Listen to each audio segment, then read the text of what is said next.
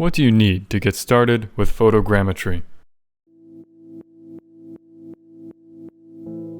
The most important thing you'll need is passion, persistence, and the desire to learn. During your first attempts, you'll experience glitches and imperfections. However, those challenges can be overcome. Trial and error is an important part of any learning process, and that's especially true with photogrammetry.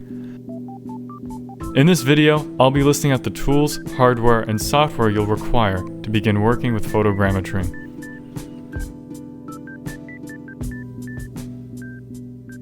First off, you'll need something to capture photographs with, preferably a DSLR camera. A DSLR provides quality images with sharp detail at high resolutions. This type of camera enables you to have maximum control over the images that you produce. If you do not have access to a DSLR, then a smartphone or point-and-shoot camera is a potential alternative. Smartphone cameras are not only common, but they're also pretty good quality.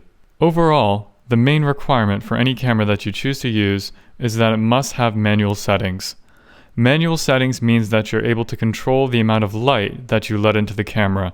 Most smartphones and digital cameras automatically choose how much light is to be let into the camera in order to get what it thinks is the best brightness for the image. However, it's important to be able to override this automatic function so you can decide what the images will look like rather than the camera. Most DSLRs will have these types of features. However, not every smartphone will have them. The solution to this is to download some kind of manual camera app that overrides your smartphone camera. The next thing you'll need is a capable modern computer. This computer's specifications should include a high-speed multi-core CPU, at least 8 GB of RAM, and it's almost necessary to have a dedicated graphics card, such as a GTX 970, RX 580, or better. Due to the data-intensive complexity of photogrammetry, it's very memory hungry. Ultimately, you'll be limited in what you're able to create by the amount of memory in your system. You'll also require a photogrammetry software. Throughout the series, I'll be using a paid software called Agisoft Metashape. However, there's a free alternative called Meshroom, which produces very nice results.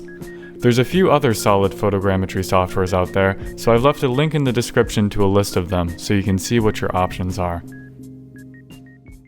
Other than a photogrammetry software, any other software tools that you need is really dependent on what you plan on doing.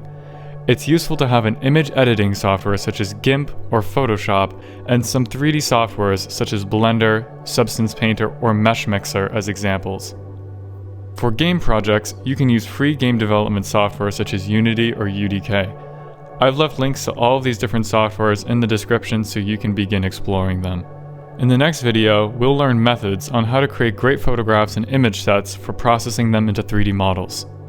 Subscribe to my channel to stay updated on the latest creative videos, and feel free to comment to tell me what you think or if you have any questions. Thanks for watching. I really appreciate it.